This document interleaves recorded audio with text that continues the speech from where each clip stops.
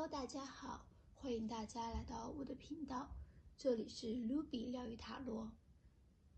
2025年已经开始了，那上一期我们看了一下单身的朋友2025年主要的爱情运势如何，所以今天呢，我们主要来看一下，如果是在一段感情中，那你2025年感情运势如何？是会甜蜜升级，还是会遇到一些需要修补的问题？宇宙给到你的爱情指南又是什么呢？那这里一共有3张神谕卡，你可以根据你的第一直觉选择与你感应最强的一张。第一组、第二组和第3组。那我拿起来给大家看一下。这个是第一组，这是第二组，这是第3组。那大家闭上眼睛，静下心来，感受宇宙与你的连接，选择与你感应最强的一组吧。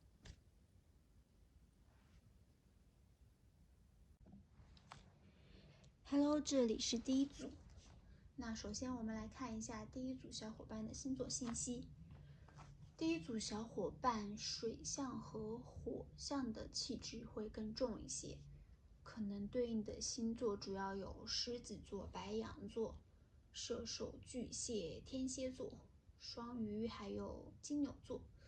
那这个信息主要是跟你们的太阳和上升星座对应，如果是匹配不到的话也没有关系，就可能是你另外一半的一个星座信息。首先从牌面来看的话，2025年这段感情对于第一组小伙伴的影响还是蛮大的，因为就牌中呢，大牌会比较多，比如说有力量、世界牌、死亡牌以及皇帝。那这段感情可能从情绪、心理、生活、学习、工作等等多个方面都会影响到你。那看到你们2025年感情最核心的问题呢，是来自于一个女性，一个看似温柔善良、纯真无害、善意满满的一个女人。那首先呢，这个女人呢，可能是你们感情中的第三者，或者说不是第三者，是来自于外界的一个诱惑。2025年你的另一半的生活圈层可能会发生不小的改变，就好像是打开了一个新世界的大门一样。2025年他也许结交了一些不同圈层的朋友，那这些新朋友带着他见识了很多以前他都未曾接触过的花世界，看到了这个世界的精彩，这个世界的丰富多彩。就比方说，那以前他的身边的朋友都是普普通通朝9晚5的上班族，或者说他的朋友都是他身边的舍友、同学，大家都是差不多一个水平的，聊的也都是工作学习上的一些琐事，聊的一些生活上的平平淡淡的一些事情。那2025年可能呢，他就会结识到一些比如说富二代，或者是一些有权有势的人，又或者是那种玩的比较开、比较花的人。那这些朋友就带他去各种各样的高档场合或者说去各种各样奢侈品店呀，去蹦迪，去酒吧，去 K 歌，去享受。总之呢，就是做了很多他以前就不会干的事情，然后让他看到了这个世界的精彩，就一下子给他开了眼了，就哎呀天哪，这怎么这么好呢？这外面的生活。然后他的心呢，就像平静的湖面上面扔了一个大石头，就泛起层层的涟漪，就是动荡不安。以前他可能就是一个工作踏实认真，就非常的关心爱护你，对你无微不至的这样一个人。但是看到了这些和他认知不同的人和事之后呢，他就会慢慢的变得浮躁、虚伪、虚荣起来。以前他会陪你一起买菜做饭，然后饭后呢手牵手逛街聊天。2025年之后呢，他可能就是会觉得这个生活太过乏味枯燥了，跟你在一起待着还不如跟他的朋友在一起 happy 呢，来得快乐。对你就没有了以前的耐心，工作甚至都没有以前那么踏实认真了。他会觉得就以前的工作很枯燥嘛，很厌烦。另外一方面呢，他也会觉得就是自己有很多不如别人的地方，觉得自己挺没本事的。就以前他是一个自命清高的人啊，可能是毕业于名校，留洋归来，或者是有一个很不错的工作，很体面的工作。那看到这么多就是已经赢在人生起跑线上的人之后呢，他可能就会对自己之前的这些丧失信心啊，觉得自己还挺失败的，没什么能力。就在他内心受到冲击，变得浮躁不安的时候呢，这个看似单纯的女生就出现了。这个女生她不是那种风情万种、妖娆妩媚、性感多情的那种女生啊，哎呀，说白了，她就是个白莲花，就是很温柔、很单纯善良，就像大多数男生中初恋的那个样子，让人想要忍不住的就去保护她。但不要被她的外表所蒙骗啊！这个女生手段高明，特别是对付这种老实踏实的男生，真的是手到擒来，手拿把掐。你的另一半呢，根本不是他的对手，甚至是你都不是他的对手。那还有一种可能就是说，这个核心问题，这个女性呢，是你们双方某一方的女性的亲戚或者是朋友。从牌面来看呢，这个是男方的亲戚朋友，的可能性会比较大，比如说男方的母亲、男方的姐妹等等。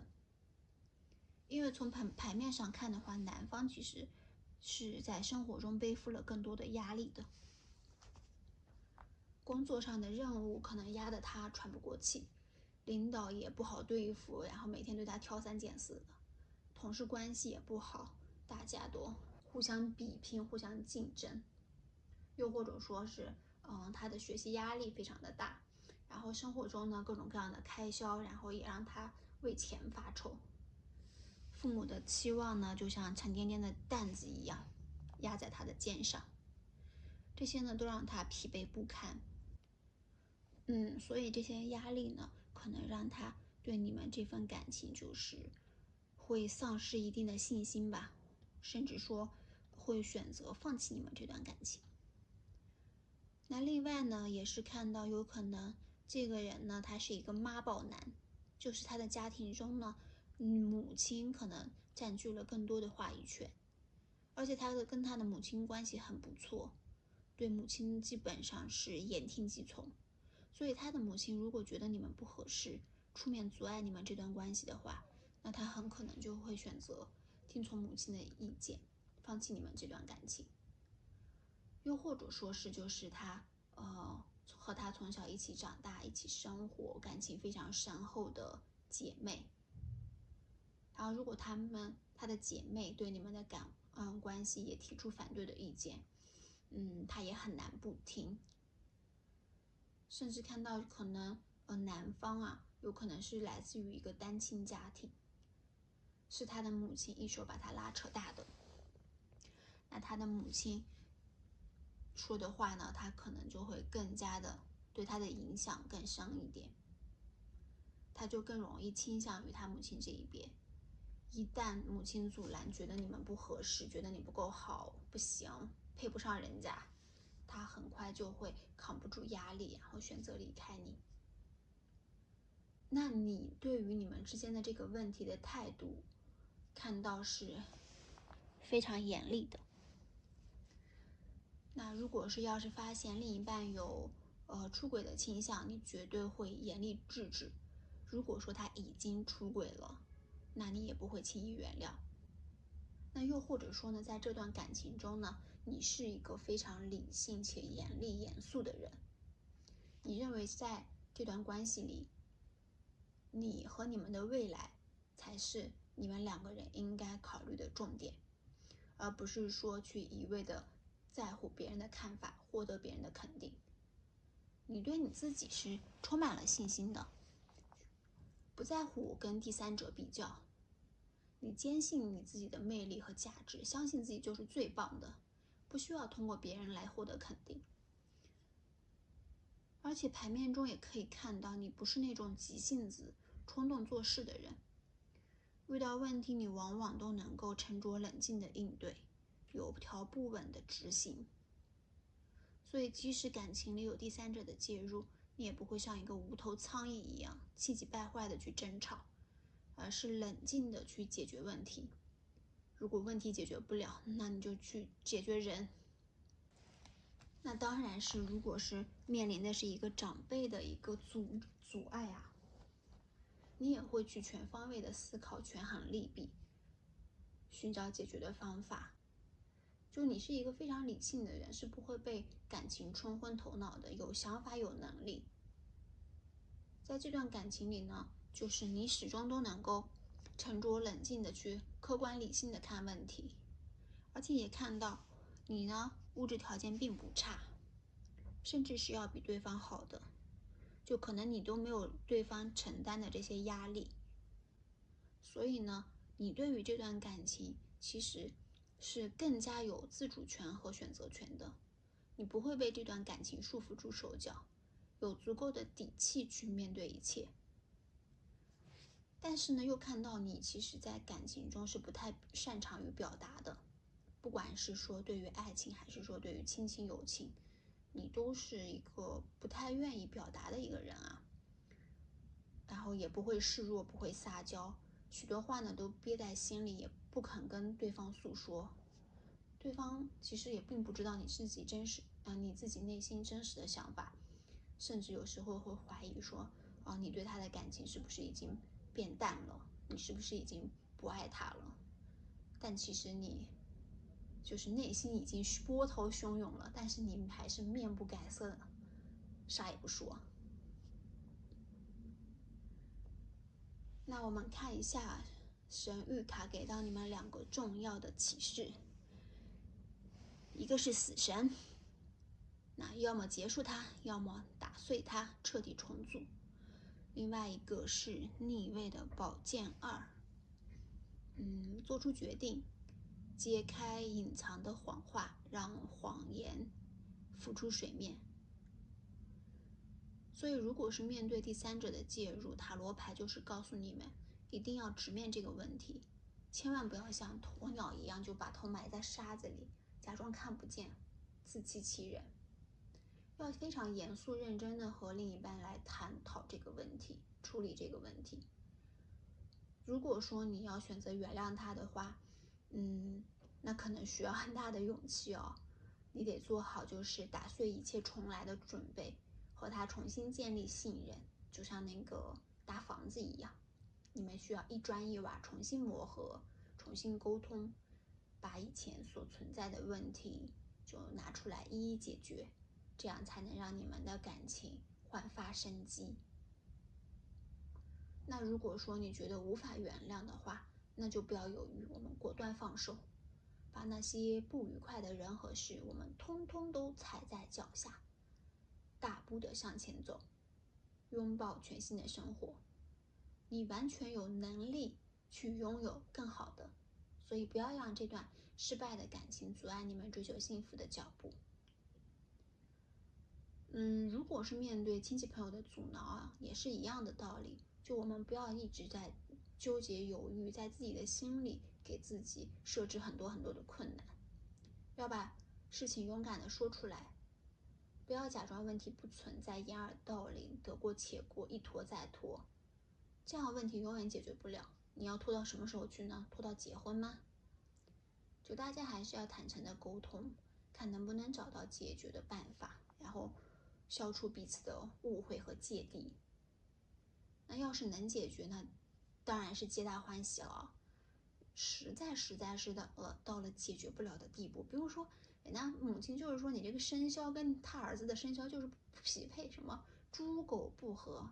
狗鸡不合，那这种怎么解决呢？这不能回炉重造一遍吧？如果是实在就是解决不了的话，那也不要勉强自己，我们果断的一刀两断。你这么优秀，你这么棒，没有必要为了谁委曲求全。那我们再来看一下神谕卡预测，你们这段爱情未来的图画是什么样的呢？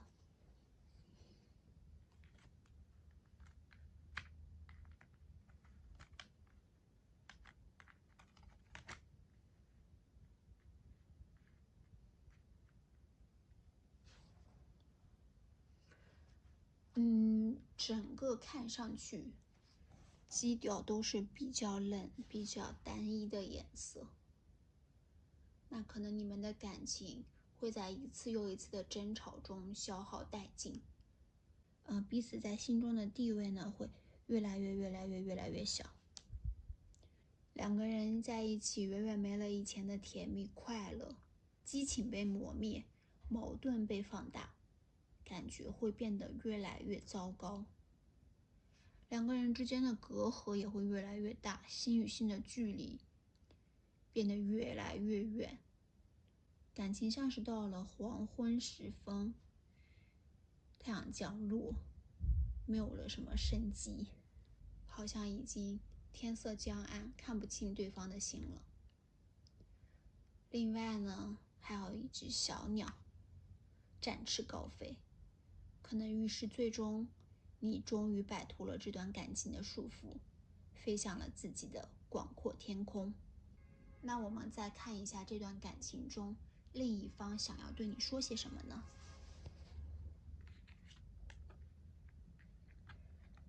？I cannot come to you now。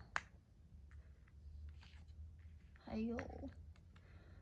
No one understands me but you。哎呦天！首先他说，我现在不能来到你身边，就他要将你丢下了。也许是因为他亲戚朋友的阻拦，也许是因为那个让他重新心动的女生。总之就是在你很需要他的时候，他却没有来到你的身边。另外他还说，没有人明白我，只有你。就他不能来到你的身边，他还要你理解他，说你是这个世界上唯一能够理解他的人。很好，很渣男的发言。就第二组的小伙伴可能还是要好好的想一想，看一看这个人是不是值得你坚持守候。最后看一下爱情神谕卡给到你们这段感情有什么样的建议呢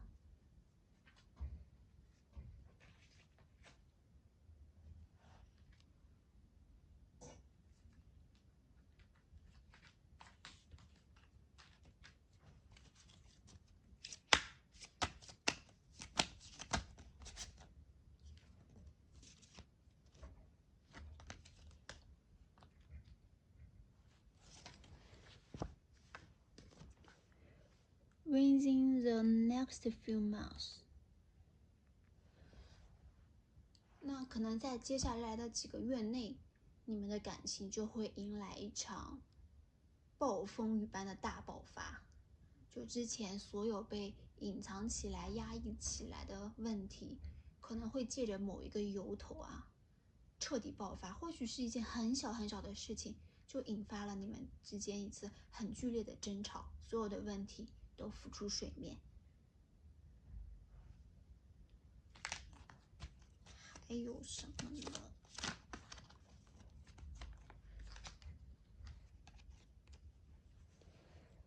？Listen to your intuition。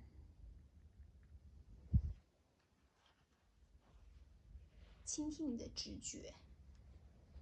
就当理性的思考在复杂的感情迷宫中迷失方向，难以做出抉择的时候呢，就你不妨静下心来，倾听内心深处直觉的声音。直觉其实是我们内心深处最纯粹的声音，它没有经过理性那么多的思考，但是让我们与宇宙相连接。所以说，当理性不够用的时候，我们就静下心来，倾听直觉的低语，就是闭上眼睛，摒弃外界的一切干扰，感受自己内心深处坚定的声音。或许那些困扰你的难题就会变得清晰明了了。那第一组的小伙伴虽然说是感情之路2025年有些坎坷，但这也是你成长和蜕变的机会。就无论你最后是选择坚持原谅还是选择放手，都要坚定地相信自己的决定，坚持走下去。那2025年祝你们幸福啊。Hello， 这里是第二组。那首先我们来看一下第二组小伙伴的星座信息。感觉第二组小伙伴的信息有点杂。那主要的星座有白羊、狮子、巨蟹、天蝎、双鱼、双子，还有摩羯座。那看到2025年在你们爱情故事里最主要的核心的问题是迷茫，无论是对未来的不确定，还是对另一半的困惑，又或者是对你们两个人相处模式的纠结，2025年呢，都像是被一团团的迷雾笼罩着。你们的内心会非常的不安、焦躁，非常的复杂，无法平静的。看到在你们当中应该有年纪很小，正处于青春时期的小伙伴，还有一些甚至说是未满18岁的早恋人士啊。你们天真无邪，青春可爱。你们谈恋爱呢，就是享受最简单的快乐，可能就每天看到彼此，然后给彼此写信、写情书、传纸条，然后一起上学、一起放学、一起打游戏等等，这种简单的相处就能让你们满心欢喜。但是就是与此同时呢，我们这些年少的人，年少时候的感情多少就是会有一些不稳定嘛，充满了对未来的担忧，因为心计不成熟，能力的欠缺，这些都是你们感情所潜在的问题。你们会担心说恋爱影响你们的成绩，然后害怕毕业之后就天各一方了，没有办法去上一个大学，或者说去上一个同一个高中，没有办法在同一个城市工作，然后感情呢就会渐渐淡去。这种对于未来的迷茫呢，让你们原本就甜蜜的爱情蒙上了一层阴影，就是常常会被一些不确定、一些压力、担忧所困扰。另外呢，也是看到有一些女生啊，可能会谈一个比自己年纪还小的弟弟，开启姐弟恋的模式。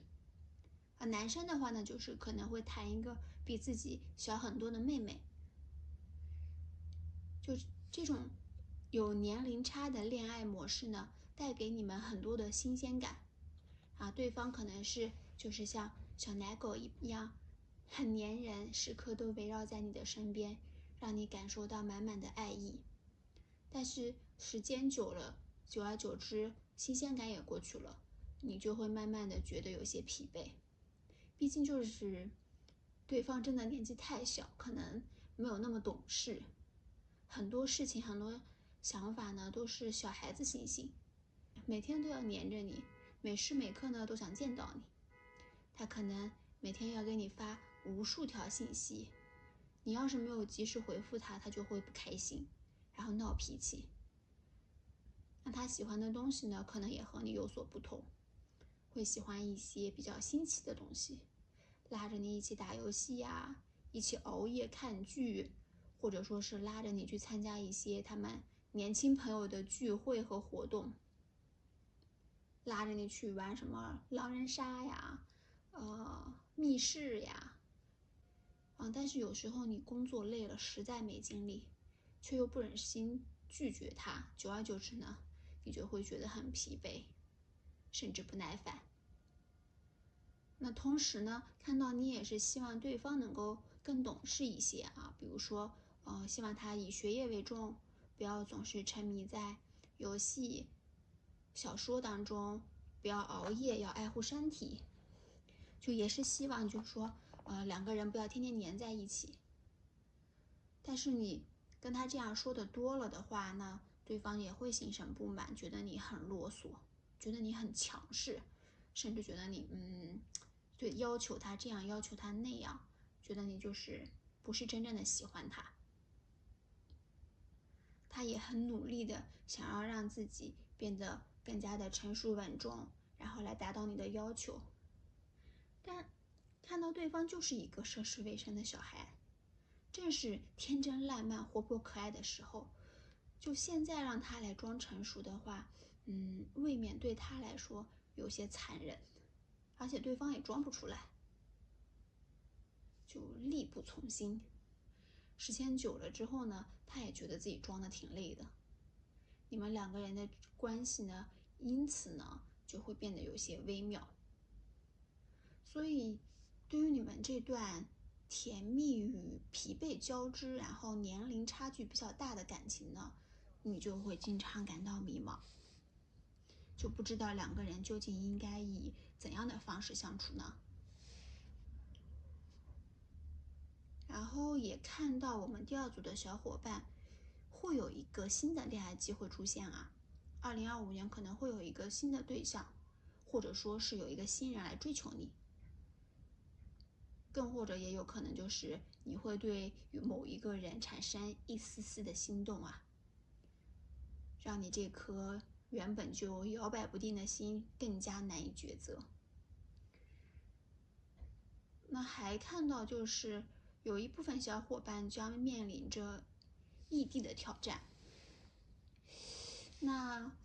2025年可能一次意外的航班延误，或者是高铁晚点，又或者是一个行程的取消，都可能会成为你们矛盾爆发的导火索。长期积累的不满和压力，终于就是借着这个由头爆发，导致了一次非常激烈的争吵，让你们产生了很大的争执，甚至是冷战了很长的一段时间。那从塔罗牌来看呢，其实你是一个非常棒的人，是一个有着大智慧的人。你就像愚人一样，非常的积极乐观，天真烂漫，无忧无虑，对所有的事情呢都充满好奇，充满期待和幻想，觉得一切的事情都是美好的，充满阳光的。然后你非常喜欢旅游，喜欢小动物，喜欢自由自在。就这样的性格呢，使得你们就是更活在当下，享受当下，不太容易会为了未来没有发生的事情担忧痛苦。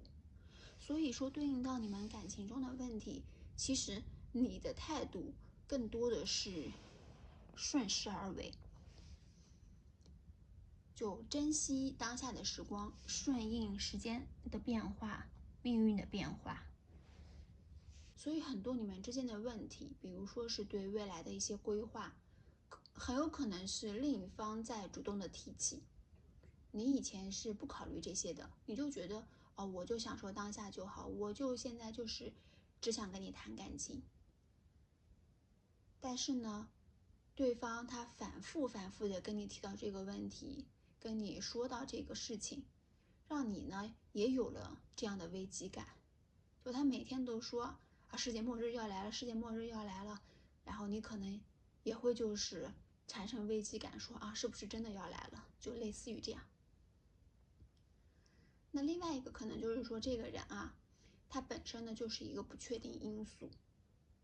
然后让你不得不去考虑这些问题。比如说，他就是个弟弟，他是一个可能就是没有办法跟你长久下去的这么一个不确定因素。但是呢，你又与他的感情还是蛮深刻的，你是很希望能够跟他长长久久的相处下去的。所以就是他这样一个不确定的情况呢，让你不得不去考虑你们的未来。还有一种情况就是你的另一半和你一样，两个人就是都是没心没肺的人，他甚至比你更没心没肺，他就是什么都不管，什么都不想，比你还要自在。就这样呢，也是，就是他撒手不管，啥也不管，反倒呢让你不得不去考虑你们的未来了。就是看到就是两个极端啊，要么呢就是他每天在你身边，在你耳朵旁边就哒哒哒哒哒哒的，天天跟你说，哎，我们以后怎么办呀？我们以后去哪里呀？我们是先买房还是先买车呀？我们生几个娃呀？孩子你妈带还是我妈带呀？等等等等。要么呢他就是彻底的撒手不管，什么都不管。然后你呢也是一个非常我行我素的人，那他更我行我素，或者说他想管，他又没有能力管，他太小了，没有这个脑子，没有这个生活阅历，就致使你呢不得不去为你们的长远计划所考虑。所以就是让你这段感情其实很拧巴很纠结，跟你之前的这种做人的一个性格啊，就是可能会有一点点不一样。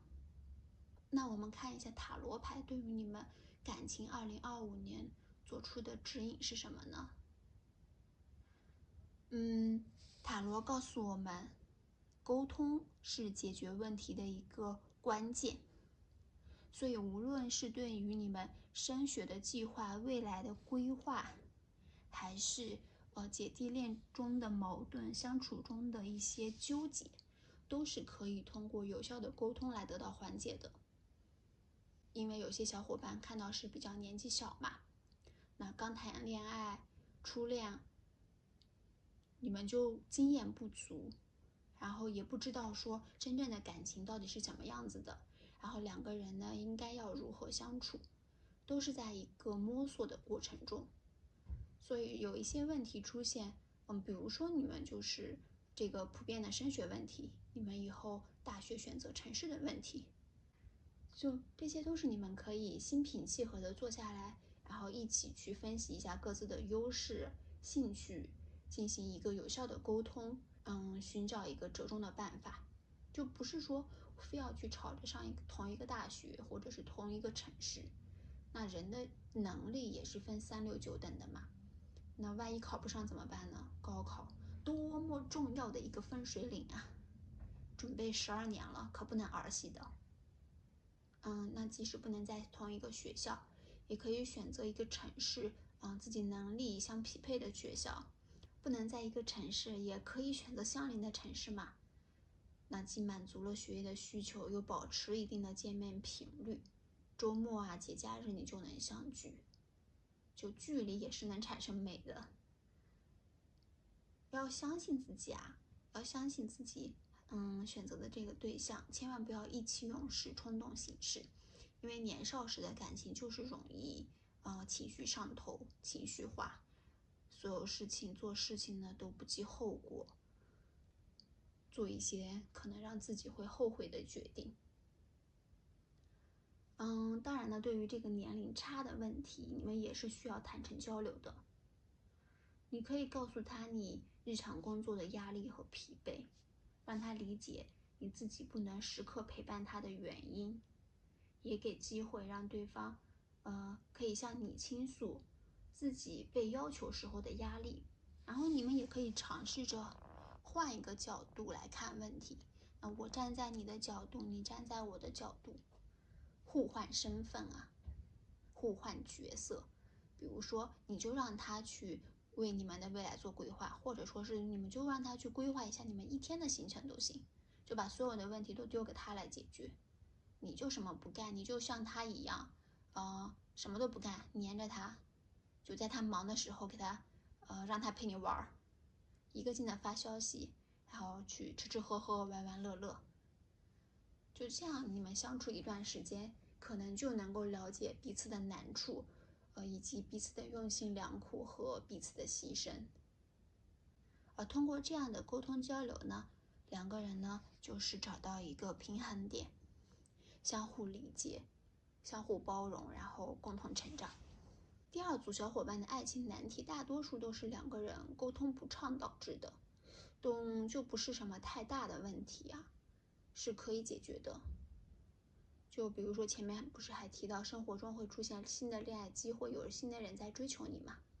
如果这种情况呢，你也完全可以跟另一半坦白的说起这个事情，把它放到明面上，大大方方的讲出来，没有什么必要藏着掖着。就如果你害怕他多心，然后一直不跟他讲，这样的话问题其实会更严重。因为你的性格也藏不住，说实话，他会觉得你最近怎么奇奇怪怪的，而且世上也没有不漏风的墙。那哪一天他知道了，那他岂不是会更生气，觉得你不真诚，觉得你骗他？所以这个你就摆明了跟他讲，就说有人在追求我，甚至你都可以跟他，就是你们3个人坐在一个桌上，你们约一个饭，让他看看你是多么的抢手，你是多么的优秀。你看喜欢你的人大有人在，他要是再不努力啊，他要是再不对你好一点哦，你分分钟就能把他给踹了。就爱情嘛，对吗？就是要这样谈才有意思啊，把它拿捏，不然的话每天平平淡淡是吧？每天你就吃了睡，睡了吃的，也挺无趣的。而且好不容易你说生活中来了一个 Steven， 你爱情的最佳助攻，怎么能不好好利用一下呢？是吗？利用好了，他就是你们爱情的主力军。还有对于异地的小伙伴，看到2025年你还是有很多的机会去到他的城市的，所以如果说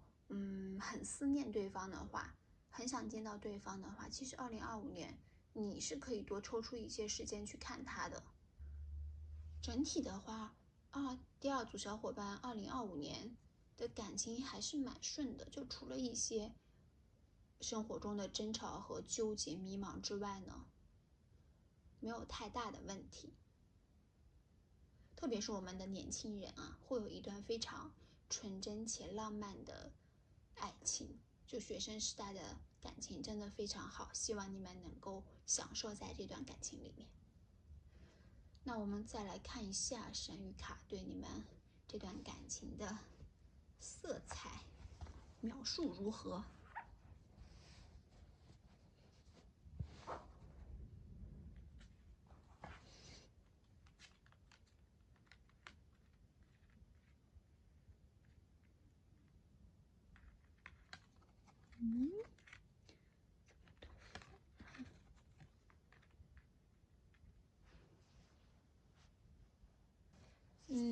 首先呢，你们的感情是非常光明且美好的，是充满了积极向上的能量的。两个人呢，就是很乐观、很积极、很向上，而且呢，非常想要彼此靠近、彼此温暖。两个人之间不是那种冷漠的、漠不关心的，而是充满了爱意，就非常想要走进对方的生活，而且两人的日常互动也是很甜蜜。但也是看到呢，你们就是把自己困在了一个框框里面，困在了一个想法里面，困在了一个自己设立的目标或规则里面，很迷茫，很困惑，不知道应该怎么做，不知道该怎么选择，很纠结。对于一些问题会觉得说有些无力吧，找不到出路，也看不到退路，深陷在这个黑暗当中。但你们看，你们只要一旦想通了之后，只要把这个问题解决了之后，你们就会自己走出一条路出来。即使是到了绝境，你们也能够找到一条生路。柳暗花明。所以只要你解决了你目前的迷茫和困惑，所有的一切都会为你们让步的，你们只会走向自己的目标，变得越来越好。那我们再来看一下这段感情中，你的另一半想要对你说什么呢？这个哦 ，It's dark without you。还有一个是 I wish I could be fully honest with you。首先他说，没有你就是一片的黑暗。多么深情而真挚的表白啊！所以你们可能就是性格上面有一些不合，生活习惯上有些不合，或者说对于未来的规划，对于之后的发展意见有些意见不太统一。但是呢，这些都不能否认这个人他非常非常的爱你，非常非常想要和你在一起。你对他而言是非常非常非常非常重要的，没有你，他的世界都是黑色的。你想想，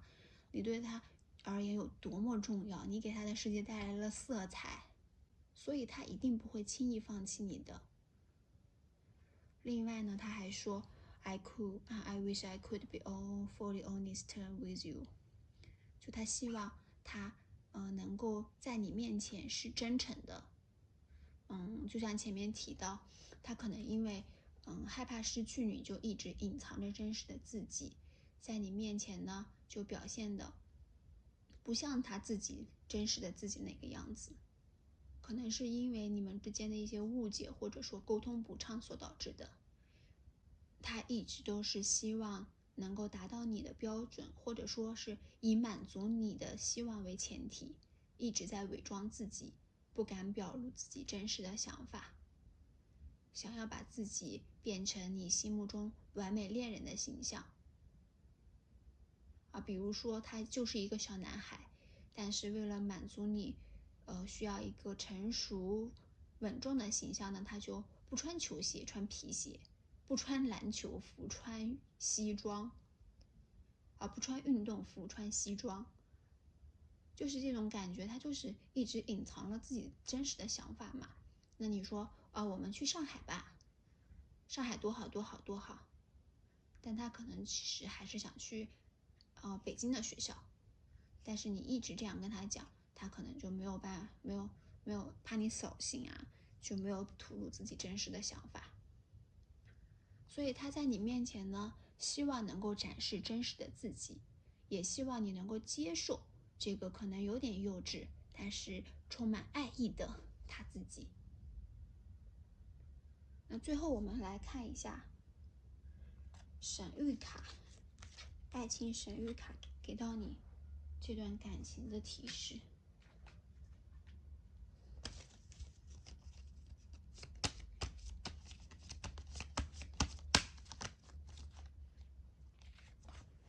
第一个 Yes， 是的，无论如何呢，你遇到的这个人他就是对的人。说了这么多，道了这么多，你遇到的这个人呢，他就是对的人，他真诚的爱着你，对你爱意满满。所以呢，即使遇到很多的困难，他也会坚定的跟你说要在一起。所以呢，你也要非常坚定的对自己说 yes， 相信你的选择是对的，你就应该这样做，没有错，一点错都没有。你们彼此呢都是深爱着对方，所以只要坚定信念，共同努力，去解决你们的问题，就一定会找到属于你们的未来。另外再看一下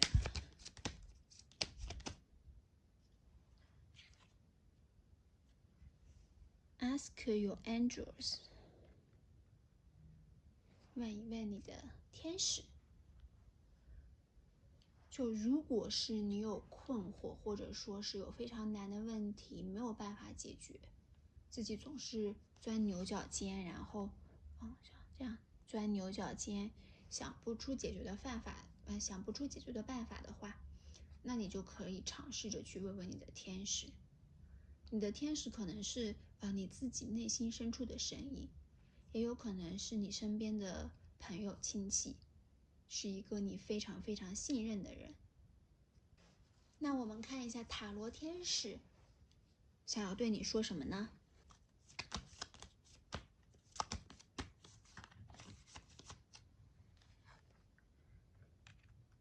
？I choose love no matter what。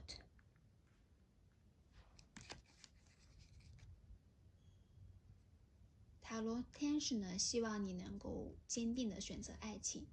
感受爱的能量，无论发生什么样的情况呢，都能够相信这份能量给予你的力量和成长体验。即使我们在爱情中会遇到各种各样的难题，但这些问题呢，正是让我们变得更加坚强勇敢。在爱情的滋养下呢，你一定会不断地超越自己，变成更好的人。那2025年第二组的小伙伴，爱情的旅程不是一帆风顺的，但是有一点小小的曲折和小小的挑战，会让你们呢彼此更加懂得珍惜，更加的了解和贴近彼此。所以相信你们一定能够解决这些问题，拥抱属于自己的幸福。那2025年祝你们幸福呀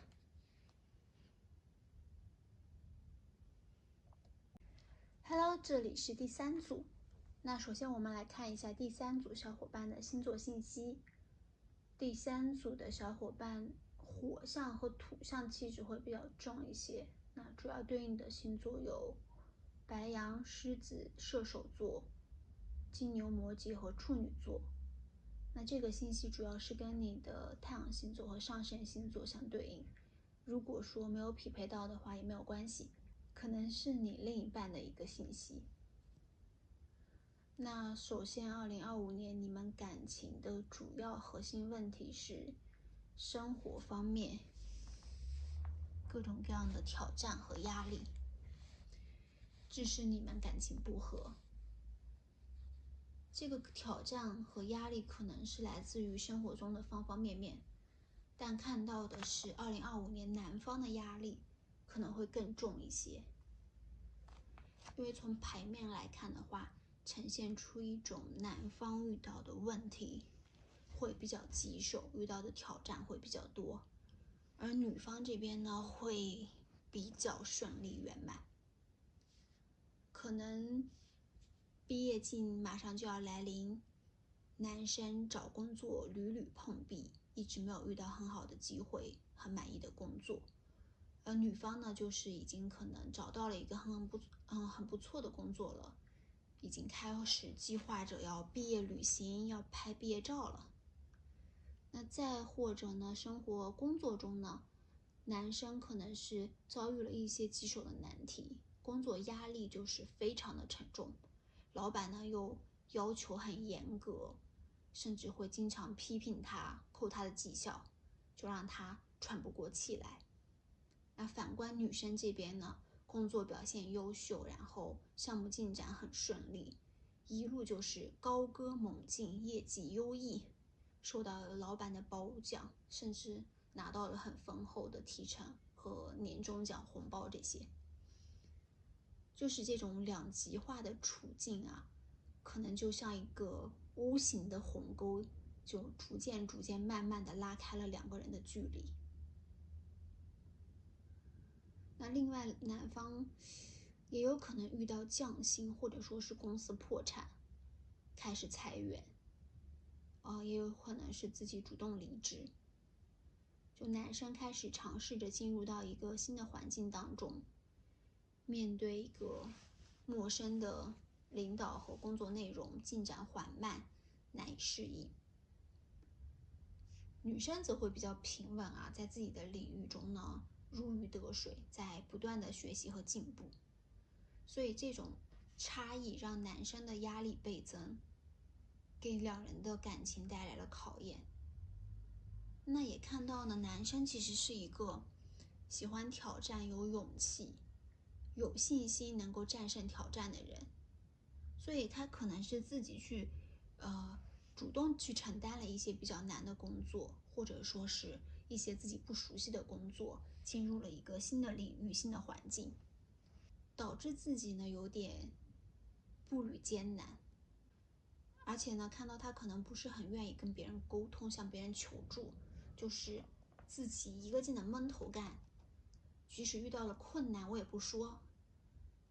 让自己就是处在一个非常疲惫，然后压力非常大的一个处境之下。那第二种可能呢，就是你们的阻碍在于一个有关金钱或者物质的新计划，然后你们的决策可能失利，因为这个失利的决策呢，引发了你们不断的争吵。那这个新的计划可能是关于投资理财的，你们买的股票基金出现了下跌，然后对于这个局面呢，你们两个人就发生争执，或者说是你们的这个股票基金看着涨势不错，然后对于这个是否继续投入资金，两个人产生了严重的分歧，一个人想要激进投资，抓住机会，另一个人呢就是主张保守，害怕风险，就觉得不要太冒进嘛，就两个人可能在这个上面意见不合。另外呢，也有可能是在买房买车的问题上，你们争论不休啊。买车啊，一个说要买油车，一个说买电车，一个说我买特斯拉，一个说买小米速七。买房呢，又说一个买南边，一个买北边，一个说要买市中心，一个说买高新区。然后另外看到就是可能对于给亲戚朋友送礼呀、旅行安排这种，你们也会存在关于这个金钱物质上面计划的一个不同，而引发争吵。比如说你们给谁送礼，然后要送什么礼，旅游去哪儿，我们坐飞机还是坐高铁，自驾游还是说跟团游，住哪儿吃什么，各种各样的行程安排，就很多很细小的点啊，都会是你们争论的问题。就还有看到就是2025年，有亲戚朋友可能会来向你们借钱，可能是因为生病住院或者是一些其他的一些经济上的问题向你们求助，然后你们就会在于借还是不借，借多少这个问题上，双方发生争执。另外就是牌面上看到有些人啊，2025年可能还会上当受骗，被骗钱，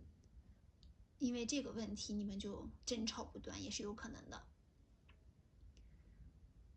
那第三种情况呢，就是你们这个感情的阻碍啊，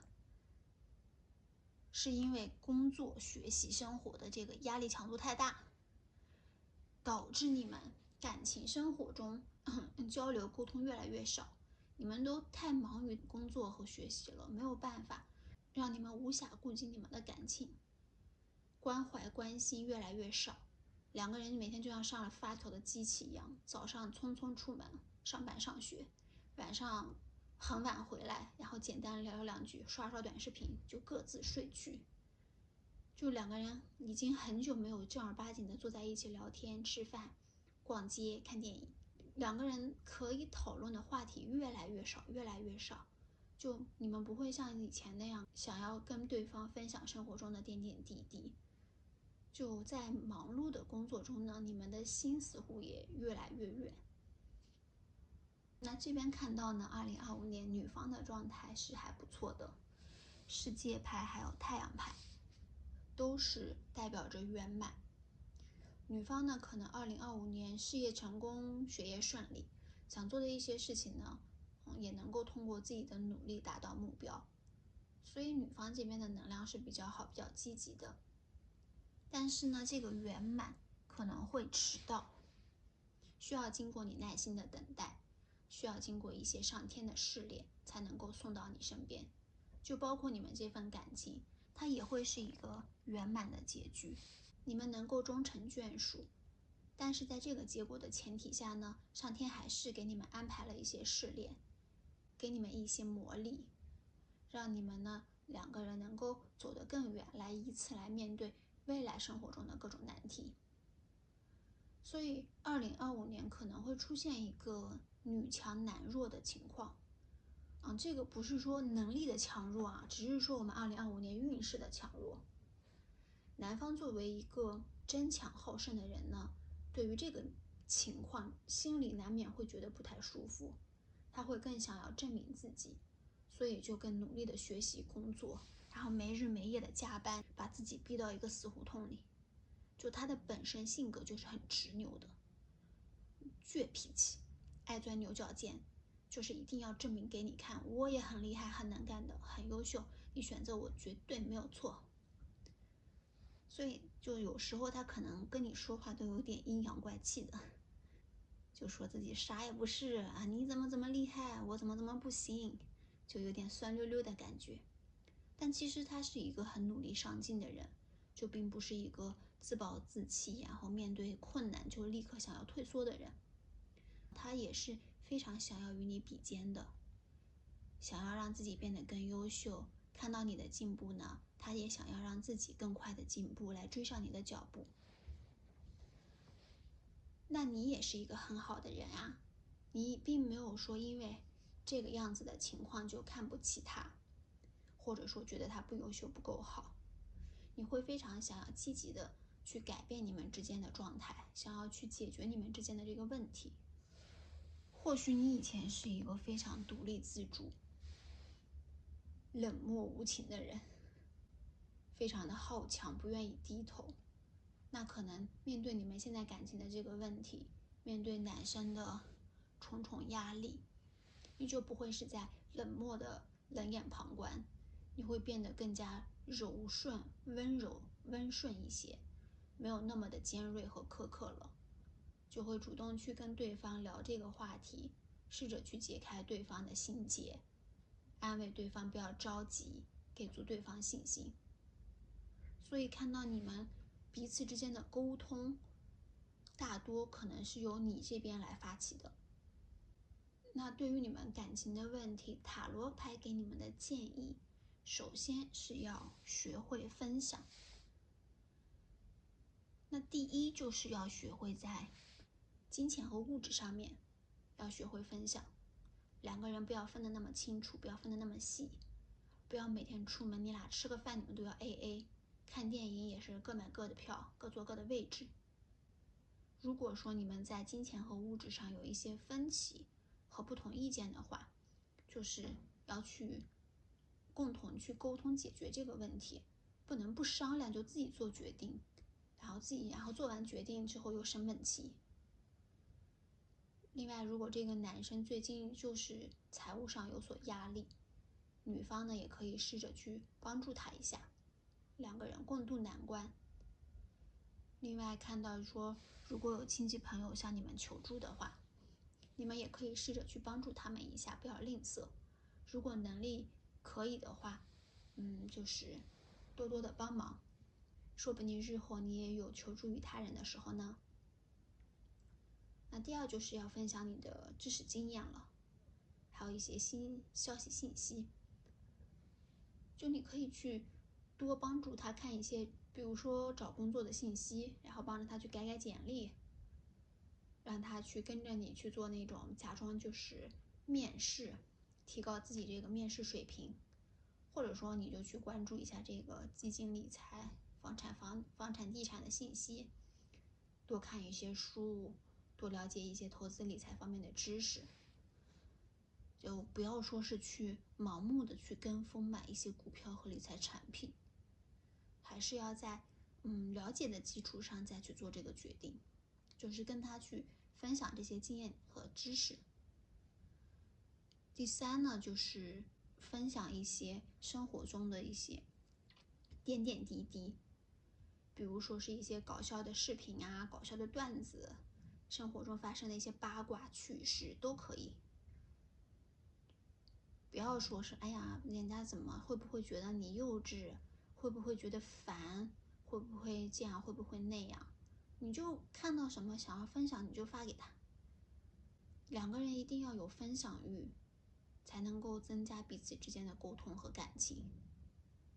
不然你们2个人每天都是说吃了吗？吃了。回家吗？回了。早安、晚安、拜拜，什么话也没有可聊的，那你们这跟网友都不如。就分享是一个非常非常重要的事情，就它不仅仅是一种行为啊，它更是一种态度。就将你的生活与别人分享呢，其实是你自己把自己打开的一个过程，就让别人进来去接纳对方的一个过程。就如果说你不分享你身边的趣事，你每天说什么呢？聊什么呢？然后每天又什么都不聊的话，那这个感情咋交流呢？你这还是在谈恋爱吗？你这每天跟你领导说的话都比跟你对象说的话多，那还有啥意思呢？那另外呢，塔罗也是提醒你们要关注理财啊，无论是股票、基金还是不动产、动产，都要慎重对待，就是不要盲目跟风，但也不要走小众赛道，孤注一掷。我们还是要去多了解一下市场信息的，看清大盘走向，就了解这个房子的升值空间，然后车子的性价比，多在网上搜集一些资料和信息，也跟家里朋友啊多交流，听取一下大家的意见。就是你在做这些比如跟物质呀、金钱相关的决定的时候，一定不要一意孤行，要多综合各方的一些因素，多听取一些大家的意见，谨慎理财啊，才能避免不必要的损失。我们再来看一下神谕卡预测你们这段感情的色彩图像如何。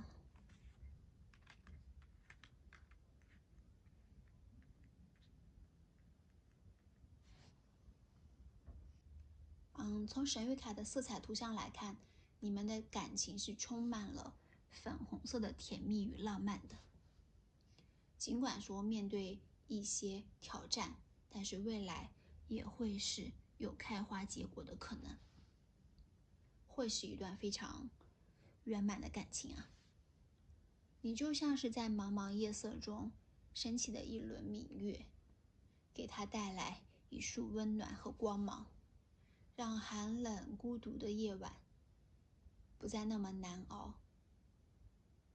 在未来的相处中呢，你们会更加了解彼此，容忍对方的缺点，携手走向美好的结局。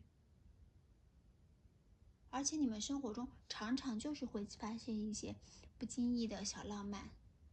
小情趣，虽然说看似微不足道，也没有那么的正经和肉麻，但就像爱情，生活中的爱情小泡泡一样，充满了甜蜜的味道，也以此呢让你们的感情愈发深厚。那我们看一下你的另一半想要对你说些什么呢？ Don't treat me the way you do. I don't deserve it. 不要这样对我，我不值得。你的另一半可能真的深陷在一个很大的挑战和压力当中，觉得自己不够好，甚至觉得配不上你，有些丧失信心。其实感觉他是害怕你会离开他，所以才会说出这种看似要推开你的话。其实他现在应该非常非常需要你的鼓励和支持，也希望你能够坚定地站在他身边，给予他力量。那第二句他想说什么呢？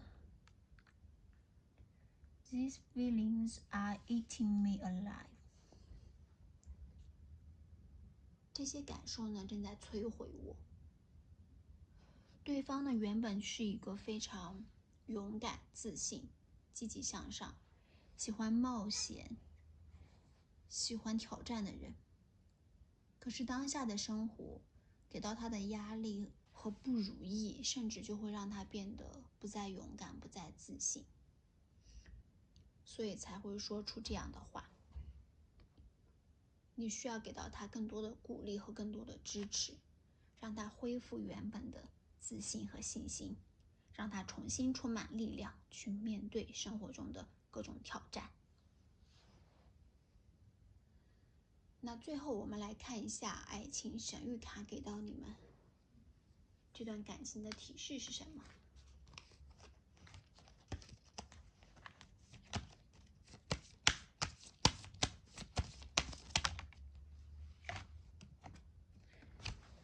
Let go， 放手，让他去吧。神谕卡应该不是说让你对这段感情放手哈，爱情神谕卡是提示你在这段关系中要学会对某些事情放手。如果说你们的经济已经出现了一些损失，那就放手让它过去吧。钱嘛，该来的时候它自然还会再来的。如果说失去了一些好的机会、好的发展，那也没有关系，就放手让它过去吧。之后说不定也会有更好的发展呢。如果说之前的一些决策出现了一些错误，也没有关系，就让它过去吧，放手释怀，不必苦苦纠结于此。我们把精力放在之后的事情上面，可能会更有效。所以对于之前的种种，都让它过去吧，放手 ，let go。我们要做的是要把握住未来，把握住现在，把握住未来，去过好以后的每分每秒。那还有什么呢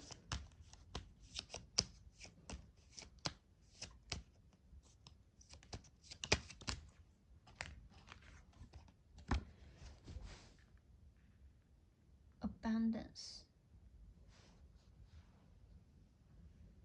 丰收富裕，这意味着你们在这段感情中会收获很多所以现在丢失掉的这一切都只是暂时的，以后你会获得更多的东西，你会获得丰盛的回报，拥有美好的生活。所以不必为了现在或者说以前的问题所苦恼，要相信一切都会变好的。生活就是充满了各种不确定性嘛，我们就常常在失去与得到之间徘徊。所以学会放手是一种智慧，也是一种勇气。就我们放下过去的遗憾与包袱，才能够轻松上阵，去迎接未来的美好与丰盛。每一次的失去都可能是为了更好的得到，每一次的挫折呢，也可能都是成长的垫脚石。所以你大可不必为了以前或者说是现在的这些问题所烦恼忧愁。Everything will be okay。 所以尽管2025年第3组的小伙伴爱情之路上充满了压力和挑战，但是只要你和对方携手共进，积极面对，就一定能够走出困境的。希望第3组的小伙伴你们能够幸福啊！